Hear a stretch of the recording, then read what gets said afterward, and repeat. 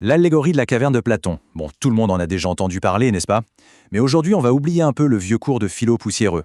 On va plutôt la voir comme ce qu'elle est vraiment, une sorte de carte psychologique. Une carte de notre propre esprit. Et ça, c'est la grande question que Platon nous balance en pleine figure. Il nous suggère comme ça que tout ce qu'on vit au quotidien, eh bien, ce n'est peut-être pas la vraie réalité. C'est assez vertigineux, hein. Allez, c'est parti, on plonge là-dedans. Alors, pour commencer, il faut absolument saisir l'idée de base de Platon.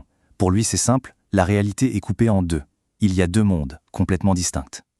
D'un côté, on a le monde sensible. C'est tout ce qu'on peut toucher, voir, sentir. C'est le monde physique, matériel. Il change tout le temps. Il est imparfait. Et de l'autre, il y a le monde intelligible. Ça, c'est le monde des idées, des concepts purs. C'est un monde immatériel, parfait, qui, lui, ne change jamais. C'est là que se trouve la vraie réalité selon Platon. Pour bien comprendre, imaginez un jeu vidéo. C'est une super analogie. Ce qu'on voit à l'écran, les graphismes, les personnages, ça c'est le monde sensible. Mais la vraie réalité du jeu, ce qu'il fait tourner, c'est le code source invisible qui est derrière. Eh bien ce code, c'est le monde intelligible. Et voilà, on en arrive à la fameuse caverne. La caverne, en fait, c'est une métaphore de notre condition à la naissance.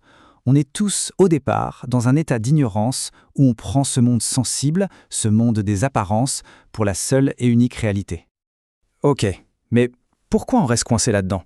Eh bien, Platon nous décrit une scène assez parlante. Des prisonniers, enchaînés depuis qu'ils sont tout petits, tellement bien enchaînés qu'ils ne peuvent même pas tourner la tête.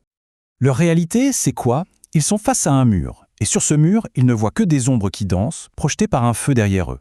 Comme ils n'ont jamais rien vu d'autre, pour eux, ces ombres, c'est le monde. C'est tout ce qui existe. Et c'est là que ça devient fascinant d'un point de vue psychologique. Le détail crucial, c'est enchaîné depuis l'enfance. Ça nous parle directement du pouvoir du conditionnement. Nos habitudes, nos croyances, tout ce qu'on a absorbé sans même s'en rendre compte, ça devient une seconde nature. C'est tellement ancré en nous qu'on ne pense même plus à le remettre en question. Et ces chaînes, aujourd'hui, qu'est-ce que c'est? Eh bien, ce sont nos biais cognitifs, la pression sociale, nos petites routines bien confortables, tout ce qui nous empêche, en fait, d'aller voir ailleurs, de chercher notre perspective. On reste bien sagement à regarder les ombres. Maintenant, imaginons qu'on libère un de ces prisonniers. On pourrait croire que c'est la fête, la libération. Mais pas du tout. Platon est très clair là-dessus. Le processus est tout sauf agréable. En fait, il est même douloureux.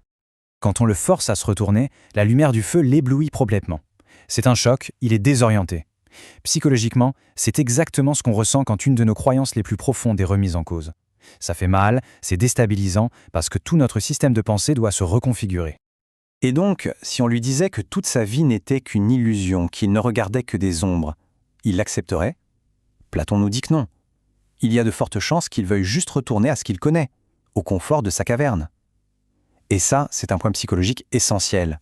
Grandir, apprendre, ça passe souvent par une phase très inconfortable.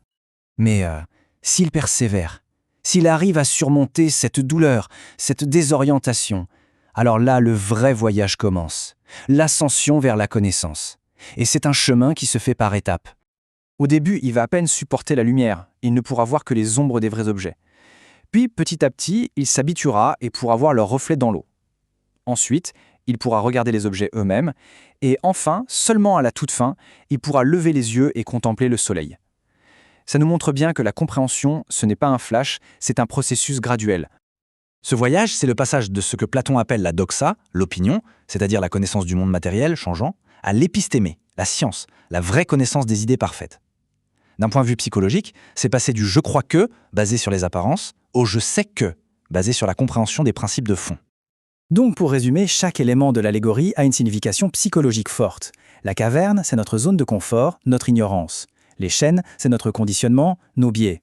Les ombres, ce sont les infos déformées, les opinions toutes faites qu'on accepte sans réfléchir. Et le soleil, le soleil, c'est la vérité ultime, l'idée du bien. C'est le moment où tout s'éclaire, où on atteint une clarté totale. En gros, atteindre cette compréhension, c'est voir la vraie nature des choses, au-delà de leur apparence physique, qui n'est qu'éphémère. C'est un peu comme comprendre les règles du jeu, et pas juste réagir à ce qui se passe à l'écran. Finalement, cette allégorie de Platon, vieille de plus de 2000 ans, elle est toujours aussi percutante. Elle nous lance un défi à tous.